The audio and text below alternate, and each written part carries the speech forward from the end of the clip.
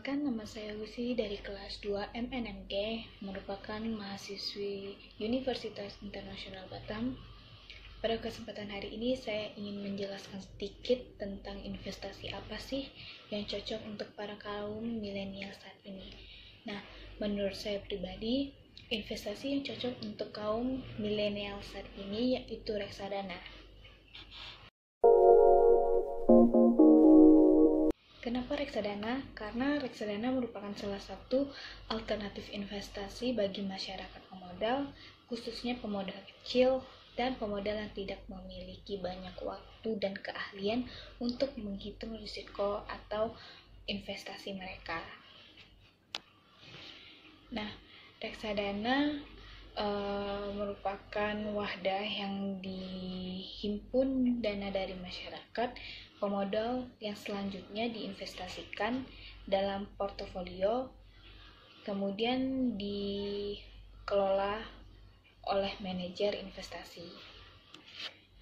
Nah, di sini ada 3 hal yang terkait dengan definisi yang disebutkan tadi. Yang pertama itu adanya dana dari masyarakat pemodal. Yang kedua, adanya dana diinvestasikan dalam portofolio efek. Dan yang ketiga, dana dikelola oleh manajer investasi. Nah, di sini terdapat 4 jenis reksadana. Yang pertama itu reksadana pasar uang, yang kedua reksadana pendapatan tetap, yang ketiga reksadana campuran, dan yang keempat reksadana saham. Reksadana pasar uang yaitu reksadana yang melakukan investasi pada jenis instrumen investasi pasar uang dengan masa jatuh tempo kurang dari 1 tahun. Nah, bentuk instrumen investasinya itu berupa time deposit, deposit berjangka, certificate of deposit yaitu sertifikat deposito, yang ketiga itu sertifikat Bank Indonesia SBI, surat berharga pasar uang SPBU, dan berbagai instrumen investasi pasar uang lainnya. Tujuannya di sini itu untuk menjaga likuiditas dan pemeliharaan modal, dan resikonya juga relatif paling rendah dibanding dengan reksadana jenis lainnya. Yang kedua itu ada reksadana pendapatan tetap yaitu fixed income fund. Nah, reksadana ini tuh maksudnya menginvestasikan sekurang-kurangnya 80% dari aktifanya dalam bentuk efek uang ataupun obligasi. Tujuannya itu untuk meningkatkan pengembalian yang stabil dan resikonya itu relatif cukup besar daripada reksadana pasar uang. Yang ketiga itu reksadana campuran, yang dimana reksadana ini mengalokasikan dana investasinya dalam portofolio yang bervariasi. Instrumen investasinya dapat berbentuk saham yang dikombinasikan dengan obligasi. Tujuannya untuk mendapatkan pertumbuhan harga dan pendapatan. Resiko reksadana campuran ini bersifat moderat dengan potensi tingkat pengembalian yang relatif lebih tinggi dibandingkan reksadana pendapatan tetap. Nah, yang keempat itu reksadana saham. Jenis reksadana yang menginvestasikan sekurang-kurangnya 80% dari aktifanya dalam bentuk efek bersifat ekuitas. Tujuannya itu yaitu pertumbuhan harga saham dalam waktu yang panjang. Resikonya relatif lebih tinggi dari reksadana pasar uang dan reksadana pendapatan tetap, namun memiliki potensi tingkat pengembalian yang paling tinggi.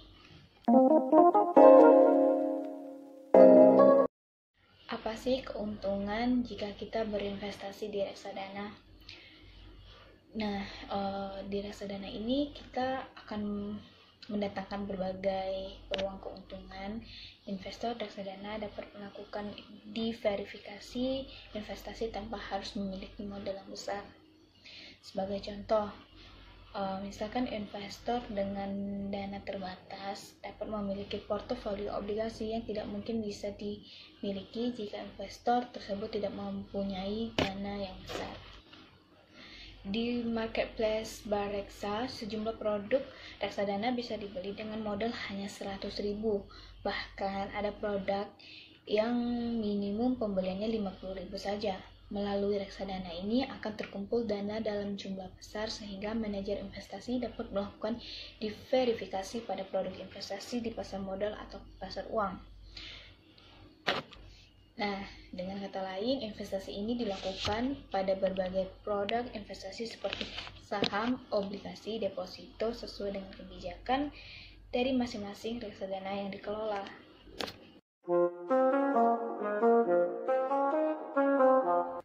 Apa sih resiko jika kita berinvestasi di reksadana? Nah, seperti halnya wadah investasi lainnya, di samping mendatangkan berbagai peluang keuntungan, reksadana juga memiliki peluang resiko.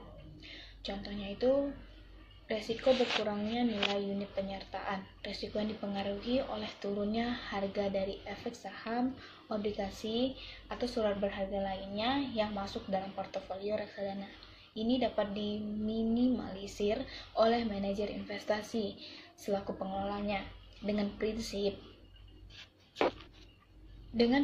diverifikasi yang diterapkannya. Adapun risiko likuiditas adalah risiko yang menyangkut kesulitan yang dihadapi manajer investasi jika sebagian besar investor reksadana melakukan redemption, yaitu penjualan kembali atas unit-unit yang dimiliki. Kondisi seperti inilah yang dapat berpeluang membuat manajer investasi kesulitan dalam hal menyediakan uang tunai atau redemption tersebut.